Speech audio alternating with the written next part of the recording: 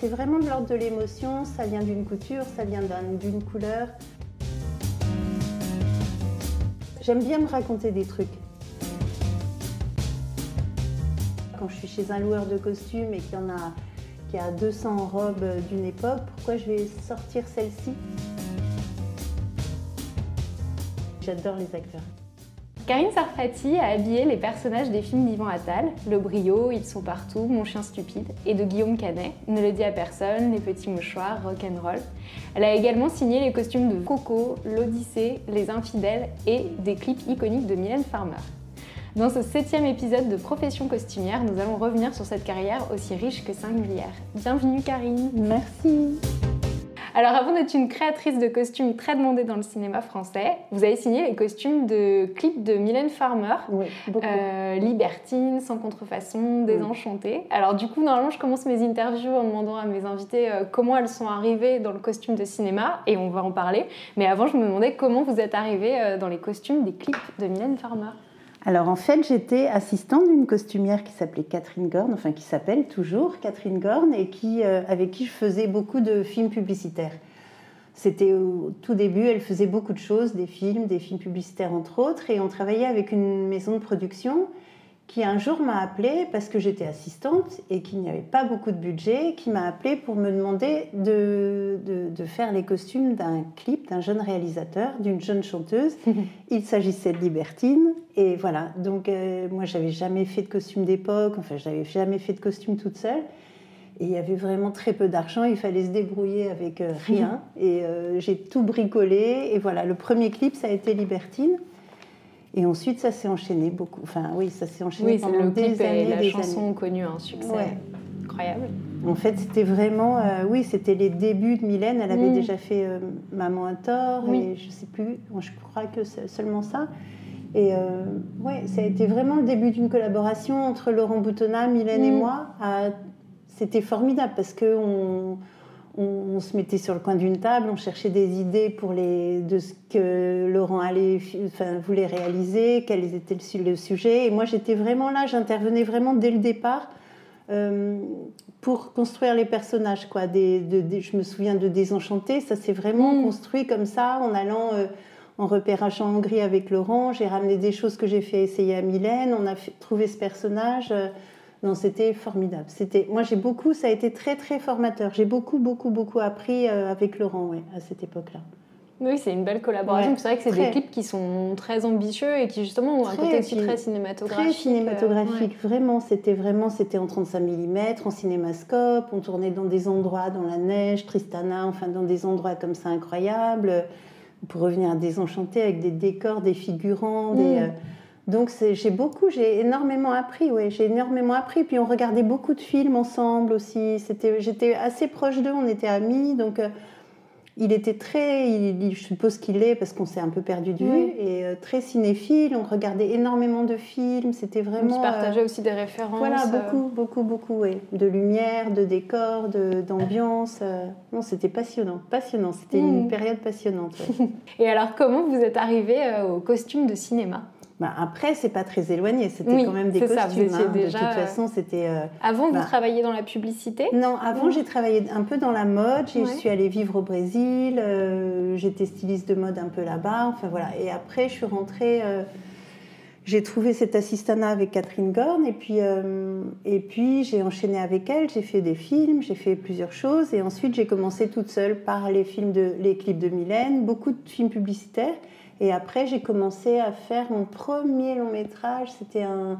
Ouais, mais ça va dire l'âge que j'ai. Donc les gens vont penser que je suis vieille. C'était un film de Patrick Braoudé qui s'appelait Génial, mes parents divorcent. Oui. C'était un film avec des enfants. Voilà. Ça a été le premier. Et puis après, j'en ai enchaîné d'autres. De nombreux, ouais. Et justement, en regardant votre filmographie où il y a plein de films qui sont très variés, je me suis amusée à voir qu'on revoyait deux noms souvent, à la fois parfois en tant que comédien que vous avez habillé pour jouer certains personnages, et en tant que réalisateur, c'est Yvan Attal et Guillaume Canet, que j'ai retrouvé. Donc Yvan Attal en tant que réalisateur, je crois que vous avez signé les costumes de Mon chien stupide, Ils sont partout, Le Brio. Guillaume Canet, j'ai vu Ne le dis à personne, qui avait eu un très beau succès critique et populaire. Ouais, ça devait être passionnant. J'ai beaucoup aimé le faire. Ne le dis à personne. Les petits mouchoirs, nous finirons ensemble, rock'n'roll. Ouais. Et du coup, est-ce que vous pouvez nous raconter un peu comment s'est passée la rencontre avec ces deux personnalités qui sont quand même incontournables? Oui, eux, je les ai rencontrés tout simplement comme acteurs. Yvan sur un film que j'ai adoré faire. Ça, c'est que j'ai adoré, dont je suis assez fière sur certains trucs. C'est Anthony Zimmer de Jérôme Salle. J'ai rencontré Yvan là-dessus. Et c'était très, très esthétique. On a vraiment fait un travail intéressant, je trouve, de direction artistique. Donc voilà, je l'ai rencontré là et ensuite on a continué à suivre. J'ai pas fait. Il avait une costumière, Yvan, une autre costumière que moi à l'époque. Et puis on s'est pas tellement perdu de vue. Je l'ai aidé sur des courts métrages. Enfin, je sais pas. On est resté et puis il m'a appelé pour. Je crois le premier en fait, ça a été Ils sont partout. Oui. À vrai dire. Et voilà. Et puis après, depuis, j'enchaîne. Voilà. Et Guillaume, c'est pareil. Guillaume, je l'ai rencontré. Comme acteur sur Vidocq, qui était un gros film d'époque qui n'a pas marché du tout, qui était assez bizarre. Enfin, oui, c'est resté un peu... Ouais, qui était assez bizarre, mais alors là, le travail, il était... Enfin, là aussi, c'était un beau travail de costume, quoi. J'avais des bons moyens, j'avais tout fait fabriquer, toute la figuration, puis des vraies intentions. C'est là que j'ai rencontré Jean Rabas, qui est un très grand chef décorateur, qui a fait, entre autres, J'accuse, là. Il y a eu une vraie collaboration avec lui. Donc voilà, pour tous, ça ne répond pas du tout à votre question. Donc, si, c'est comme ça que vous avez rencontré Guillaume Canet. Voilà. Et ensuite, il m'a proposé Ne le dis à personne. Son deuxième film. Ensuite, oui, c'est ça. Et ensuite, ça s'est enchaîné parce qu'il est plutôt fidèle aussi, qu'il aime bien, voilà. Et ça doit être des films intéressants, parce que c'est avec beaucoup de personnages. Oui, il y a beaucoup de personnages à chaque fois. Oui, c'est intéressant. Ouais. Et puis des univers et rock'n'roll, c'est amusant parce qu'il y a quand même aussi un côté parodique d'eux-mêmes, donc j'imagine qu'à travailler c'est assez particulier. Oui, c'était drôle. Oui, parce qu'il y avait une espèce de mise en abîme de ces acteurs, et donc il fallait trouver le petit truc qui fait que c'était pas eux vraiment avec leurs vêtements personnels, et trouver des costumes qui soient quand même eux dans la vie, donc c'était plutôt drôle. Oui, donc vous vous inspiriez de leur propre style, comme vous avez... Bien sûr, oui, puisque Marion Cotillard jouait Marion Cotillard, mais malgré tout, je suis pas vraiment allée dans son placard, quoi. C'est vraiment d'autres choses que je lui ai apportées. Voilà, tout en étant... Donc c'était assez amusant. Comme un peu sur le fil. Et alors justement, on parlait de Vidocq. Vous avez travaillé sur des films d'époque. Oui, donc, quelques-uns. C'est ça, j'ai noté Vidocq, j'ai noté l'Odyssée, j'ai Monsieur noté... Faubourg 36. Oui. J'ai beaucoup aimé faire Faubourg 36. C'est très beau. Alors, je ne l'ai pas vu, j'avoue, mais j'ai regardé des photos. Regardez, parce que c'était un joli... c'était le même chef déco, c'était Jean Rabas aussi. Et c'était très joli, vraiment. Parce que tout était inventif. Comme ça parlait d'un musical, donc en 1936, qui est repris par les ouvriers qui y travaillent. Donc moi, ce que j'avais imaginé, hormis les costumes des personnages que j'avais fait fabriquer dans un atelier. Enfin, j'ai eu la chance de travailler avec la plus grande, qui est Danielle Boutard. Donc, pratiquement tous les costumes d'époque que j'ai faits, j'ai eu la chance de travailler avec elle. Donc ça, c'était formidable. Mais hormis ces costumes-là, donc il fallait recréer les costumes de ce petit musical où il n'avait pas forcément beaucoup d'argent. Donc j'avais créé un petit atelier à part. Et on imaginait avec des choses, il y avait plein de choses à imaginer avec des matériaux. En imaginant une construction qu'ils auraient pu faire. Absolument. Oui, absolument. Non, je me suis bien amusée. Et l'aventure devait être trop chouette du coup de concevoir. Ah oui, c'était formidable. Non, je me suis bien amusée, puis beaucoup d'inspiration, de brassailles, après, c'est pas la question encore une fois, mais j'aime bien m'inspirer de plein de choses, de me nourrir de choses, de me raconter des histoires de comment ce tissu arrive là. Sur Monsieur N aussi, j'avais fait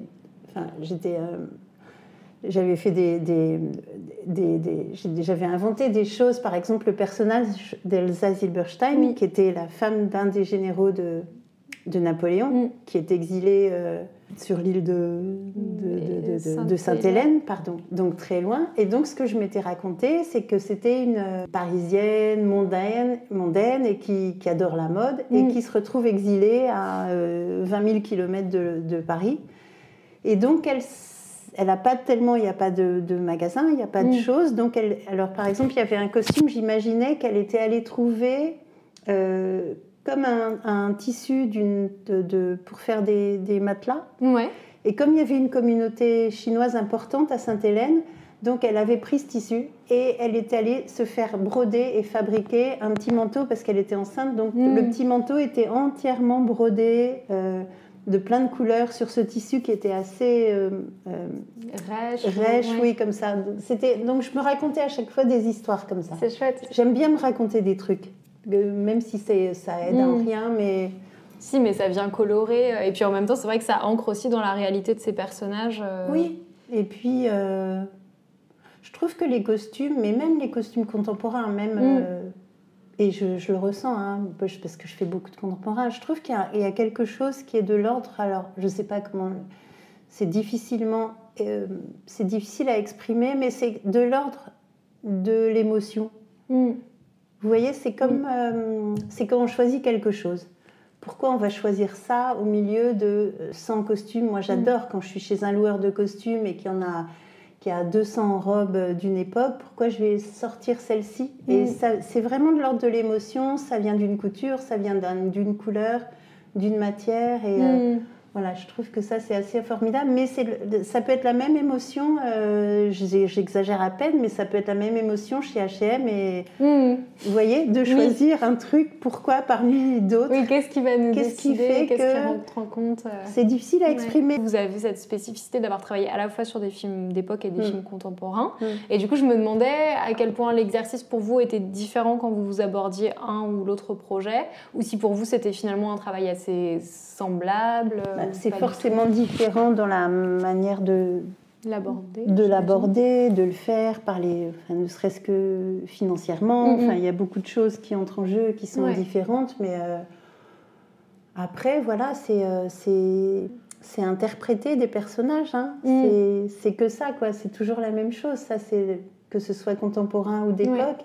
Après, on a plus de temps, quoi. C'est ça qui manque malheureusement sur les films contemporains maintenant, en tout cas maintenant. Parce qu'on sait qu'il va y avoir une recherche historique que vous allez devoir faire. Donc on a plus de confort, quoi. C'est vraiment un confort de temps avant tout, vraiment, hormis le confort d'argent. Mais c'est le confort de pouvoir travailler avec un chef décorateur, avec un chef opérateur, de parler de la lumière. On n'a plus tellement le temps, malheureusement, sur les films contemporains. Ça va trop vite. Les budgets sont resserrés, on a de moins en moins de temps de préparation parce que malheureusement les productions estiment qu'il suffit d'aller dans un magasin acheter des t-shirts et des jeans et que voilà. Donc c'est ça qui fait que c'est ça la différence.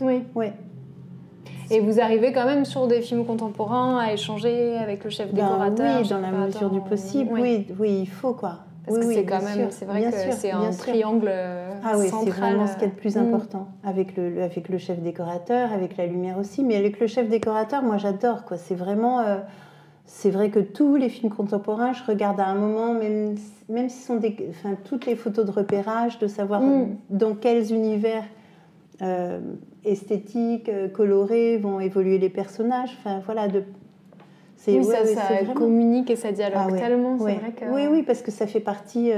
ça contribue à faire une image, quoi. C'est ça, le cinéma, hein, tout à fait. C'est à faire une image, et puis voilà, et puis c'est l'interprétation des personnages, d'un scénario, Tout à fait. Et puis après, c'est vrai que la lumière qui vient se poser sur vos vêtements, absolument.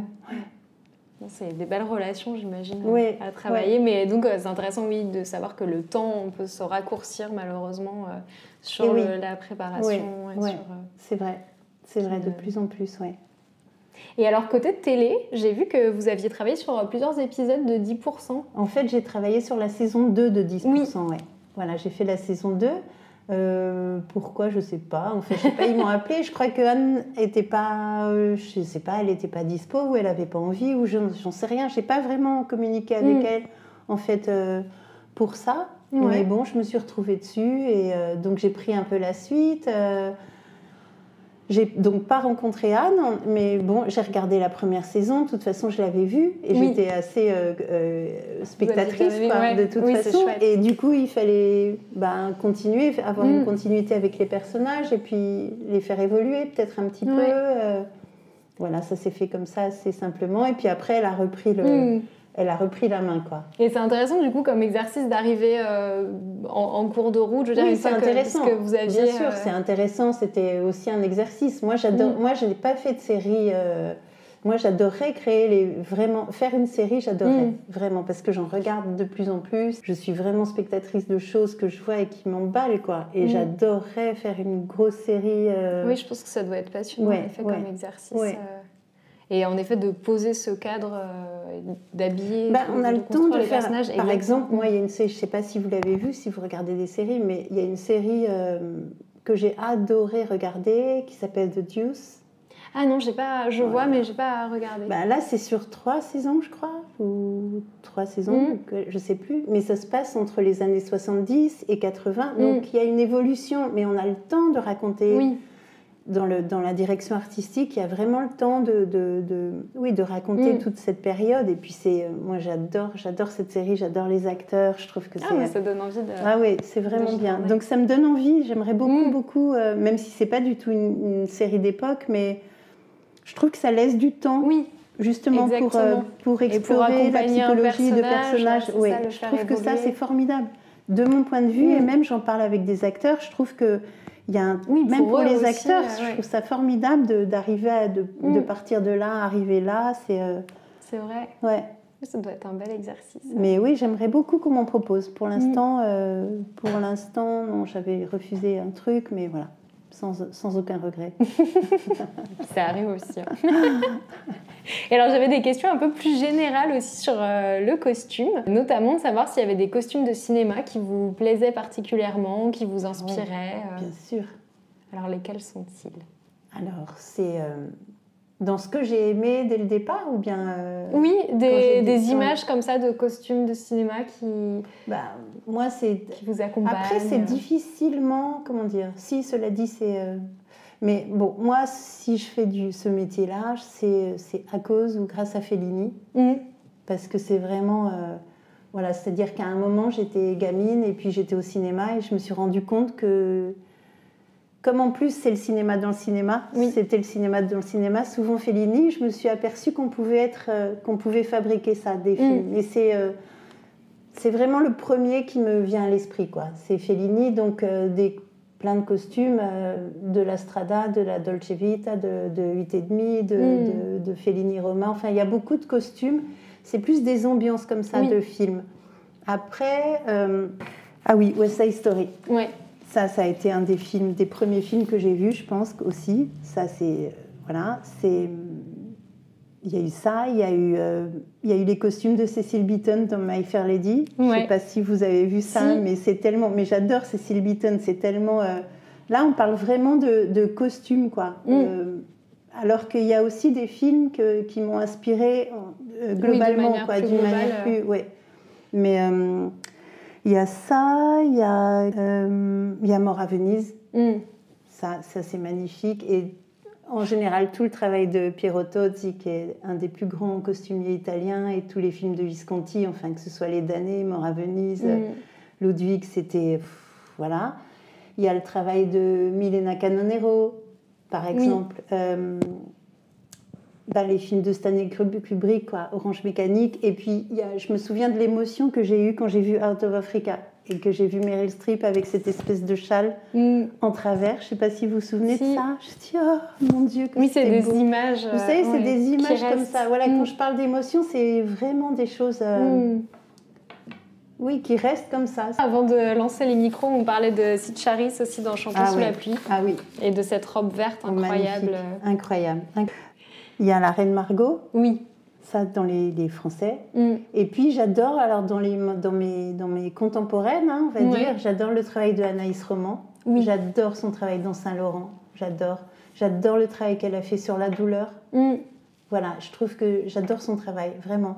J'aime beaucoup le travail de Pascaline Chavannes aussi sur certains trucs, beaucoup celui de Caroline de Vives. C'est vraiment c'est des femmes que j'admire, enfin que je respecte énormément en tout cas. Qu'est-ce que je peux vous dire d'autre ? Beaucoup de photographes aussi m'inspirent. Enfin, moi, quand je travaille, je regarde beaucoup de photos. De mode ou pas forcément ? Non, pas forcément de photographes. Après, par exemple, ça dépend aussi de de l'époque. Sur l'Odyssée, j'ai regardé beaucoup de photos de William Eggleston, qui est un photographe que j'adore. Je suis allée une fois à Londres, juste, j'ai fait l'aller-retour dans la journée pour voir une exposition de lui, de photos de Sarah Later, de Gary Winogrand. Enfin, je sais pas, ça, c'est vraiment des... Harry Gruyaert aussi, je sais pas si vous connaissez. J'aime beaucoup. C'est vrai? Oui. Mais ça, je l'adore. En plus, je le connais dans la vie. Donc bon? Ouais. Non, ça, c'est vraiment des inspirations, quoi, pour moi. Parce qu'il y a un travail de couleur, vous voyez, de composition. De composition, aussi, tout de ça. texture, souvent. Beaucoup. Qu'est-ce qu'il y a d'autre qui m'inspire? Il y a plein de choses qui m'inspirent. La vie m'inspire. Oui, c'est ça, ça dépasse aussi les images de cinéma, quoi. Il y a aussi des photographies, j'imagine d'autres arts qui peuvent venir aussi beaucoup, vous nourrir et vous inspirer. Ouais. Et alors, est-ce qu'il y a un ou des costumes que vous avez créés, une silhouette dont vous êtes particulièrement fière? Je sais que c'est une question avec laquelle j'ai peu de succès. On me dit toujours non. Mais en tout cas, alors peut-être que c'est le mot fier d'ailleurs qui freine. J'ai beaucoup aimé ce travail sur Sophie Marceau dans Anthony Zimmer. Parce qu'il y a une image comme ça à la fin du film. En fait, cette image-là, pareil, elle m'était venue, on était à Paris en préparation, et puis il y avait les photos de repérage. Et on devait tourner cette scène dans une maison qui était une maison d'architecte, très minérale, très blanche, très grise, très droite, rectiligne, au milieu, et qui était perdue dans une pinède. Oui, je me sens, c'était trop avec beau, le ciel bleu, la pinède verte. Et moi, tout de suite, j'ai eu un flash en voyant les repérages, et je me suis dit, il faut que je travaille. Voilà, ce qui m'a inspirée à ce moment-là, c'est les films de Godard. C'est le peignoir jaune de Brigitte Bardot dans Le Mépris, et c'est la robe rouge de Anna Karina dans Pierrot le Fou, vous voyez, et c'est ce rapport-là, ces couleurs complémentaires de jaune ou rouge, de couleurs chaudes sur le fond bleu et vert. Et du coup, je me suis dit, il faut que... Alors, ce sera quelque chose de orange. Et j'ai trouvé ce haut orange sur Sophie, en plus, ça lui allait tellement bien. Et c'était la dernière collection de Margiela pour Hermès. Et j'avais adoré ce haut. Et je sais pas, ça, c'est... Moi, je suis pas fière de ce costume, mais c'est quelque chose que j'aime bien, quoi, que j'aime bien revoir et avec plaisir. Après, non, il y a des choses que j'aime bien. Je vous parlais des costumes de Monsieur N. J'ai beaucoup aimé le travail que j'ai... Enfin, non, je vais pas le dire comme ça, parce que c'est pas vrai. Mais j'aime bien le revoir, même si c'est pas très... académique et très... C'est la French. Oui. Et j'ai beaucoup aimé ça, faire ce film. J'aime l'ambiance, parce qu'en fait, ce que je voulais, c'était vraiment, comme référence dans ce film, c'était pas du tout m'inspirer de films de cinéma américain. J'ai vraiment regardé les films français de cette époque-là. Les films un peu ploucs, quoi. Comme je dis. Vous voyez, les films des années 70, un peu ploucs, de gangsters. Mais c'est vrai qu'il y avait une grosse production à l'époque. Et du coup, je trouve qu'il y a des scènes de figuration. J'adore revoir ce film pour ça, surtout sur les scènes de figuration où il y a les pauvres flics marseillais un peu ploucs avec leurs chemises blanches. Je sais pas, ils font pas cow-boy américain, quoi. Ils font un peu pépé marseillais, quoi. Et ça m'a plu de faire ça. J'aime bien ce film. Voilà, et puis je vous dis il y a des costumes sur Faubourg 36 que j'ai aimé, sur Monsieur N, sur Vidocq beaucoup. Quoi d'autre? Voilà. Sur Ne le dis à personne beaucoup aussi. Beaucoup, j'aime bien le revoir aussi. Il y a des choses, j'avais bien aimé ce que j'avais fait sur Christine Scott Thomas. Oui, il y a une galerie de personnages en plus impressionnante. C'était intéressant à faire. Qu'est-ce qui vous plaît le plus, vous diriez, dans votre métier? Quels aspects je crois que c'est les acteurs. Non, après, non, mais c'est pas vrai, parce que j'adore la création, mais j'adore les acteurs. En fait, je crois que je pourrais pas le faire si j'aimais pas autant les acteurs et les aider, quoi. Vraiment les aider à les amener quelque part et à trouver un personnage. Oui, c'est ça. Je crois que c'est ça. Et puis la collaboration, évidemment, avec le réalisateur aussi, mais... J'aime bien quand un acteur... Un jour, j'ai fait un film de Norman Jewison. J'en suis pas peu fière de ça, quand même. Vous voyez, qui avait fait l'affaire Thomas Crown. Et tout à fait, il m'a pris pour un film qui s'était tourné, je crois, 2003 ou je sais plus exactement, 2000... Je sais plus. Qui s'appelle comment, ce film? Ça s'appelle The Statement. Et c'était un film avec Tilda Swinton, Michael Caine. Oui, c'est un très beau casting. Ouais, c'était un beau casting. J'avais tout fait fabriquer pour Tilda. Elle était assez contente des costumes. C'était assez audacieux, quoi. J'avais fait des choses, comme un manteau rouge, je me souviens. Elle est tellement fascinante. Je trouve que ça doit être incroyable de travailler des costumes pour elle. Magnifique. Et là, j'avais travaillé avec Michael Caine, donc j'étais allée le voir à Londres une première fois pour lui expliquer un peu le personnage. Il jouait le personnage de Paul Touvier. Paul Touvier, ça a été un type qui a été caché dans des monastères après la guerre et qui était un collabo. Enfin, c'était un type assez... en tout cas, l'inverse de lui, de ce qu'il est dans la vie, quoi. C'était un pauvre papy français. Et moi, je m'étais inspirée, j'avais pris des photos de boulistes, vous voyez, des vieux avec des casquettes, des vieux français. Donc, j'étais allée le voir une première fois à Londres, chez lui, pour lui montrer tout ça. Et j'y suis retournée 2 semaines après pour faire les essayages. Et je m'en souviendrai toujours. Je crois que ça a été une des plus grandes émotions de ma vie costumière, parce que j'ai ouvert ma petite valise dans laquelle il n'y avait que des choses chinées, du CEA, enfin des trucs. Et j'étais chez Michael Caine, il habitait dans une espèce de penthouse à Londres, comme ça, magnifique. Lui-même était magnifique. Il est sœur, je crois qu'il a été anobli. Oui, je crois. Très bel homme, comme ça, avec un pull en cachemire noir sur la peau, enfin, pieds nus. Enfin, il était très beau. Et puis, je lui ai passé un à un les vêtements, le pantalon, les chemises, les bretelles, le blouson, la casquette, les lunettes. Et petit à petit, il s'est mis à s'habiller dans une chambre et il est revenu vers moi, il s'est regardé dans un miroir et puis il a changé de... Comment vous dire ? Il a changé de... Oui, il a changé sa manière de se tenir, quoi. En se regardant dans le miroir, il a ajusté la casquette, les lunettes, il s'est retourné vers moi et il m'a dit « On a le personnage ». C'est incroyable. Et ben voilà, ça c'est... Ça doit être une émotion. Ah non, mais voilà, ça c'est la plus belle émotion. Ça c'est ma plus belle émotion de costumière, je crois. C'était tout simple, il n'y a pas eu de... Mais puis j'étais tellement intimidée. Avec un tel acteur. Ah oui, c'est incroyable. C'était formidable à faire. Voilà. J'ai hâte de découvrir le film. Je ne l'ai pas vu, mais alors là, je vais me précipiter. Je ne sais pas si vous aurez... Oui, peut-être que vous pouvez le trouver. Avec toutes les plateformes de location et tout. Oui, sans doute. Ah oui, c'est une trop belle histoire. Ouais. Et est-ce qu'il y a des projets sur lesquels vous avez particulièrement envie de travailler ? On parlait de séries tout à l'heure. Des genres de films, des personnes avec qui... Non, en fait, maintenant, c'est bizarre à dire, mais je pense que mon ambition, c'est de travailler avec des gens que j'aime et de prendre du plaisir, quoi. Ouais. Vous voyez ? Oh, c'est pas bizarre, hein, Non, mais c'est parce que peut-être que quand j'étais plus jeune, j'avais d'autres ambitions que celle-ci, quoi. Et maintenant, c'est d'être bien avec les gens et de... Voilà, je sais que Yvan va bientôt refaire un film. Enfin, je sais pas, d'accompagner les gens et de travailler ensemble, ouais. Ouais, et puis ça doit être une belle expérience aussi d'apprendre à se connaître de mieux en mieux au fil des films. Bien sûr, ouais. Bien sûr. Et vous travaillez aussi sur du théâtre ? Oui, absolument. Oui, là, je suis en train de faire une pièce qui commence la semaine prochaine avec François Berléand et François-Xavier de Maison. Ah, super. Qui s'appelle Par le bout du nez. J'ai beaucoup travaillé avec Bernard Murat, moi, à une époque, au théâtre. Et oui, c'était agréable à faire. C'est une expérience qui vous plaît aussi. C'est différent, oui, mais c'est bien. C'est bien, j'aime bien prendre le temps au théâtre, justement. Et là, c'est davantage possible Oui, parce que après... Oui, forcément, le temps de répéter la pièce, j'imagine qu'il y a plein d'ajustements possibles. Et puis d'assister aux répétitions, de voir justement comment un acteur se déplace sur la scène. Non, c'est bien, c'est très bien, c'est différent. Ouais. Ça doit être intéressant. Puis là, vous retrouvez en plus des acteurs de cinéma, finalement. Absolument, ouais. Et donc, vous êtes beaucoup là pendant la répétition de la pièce j'aime bien, pour ajuster.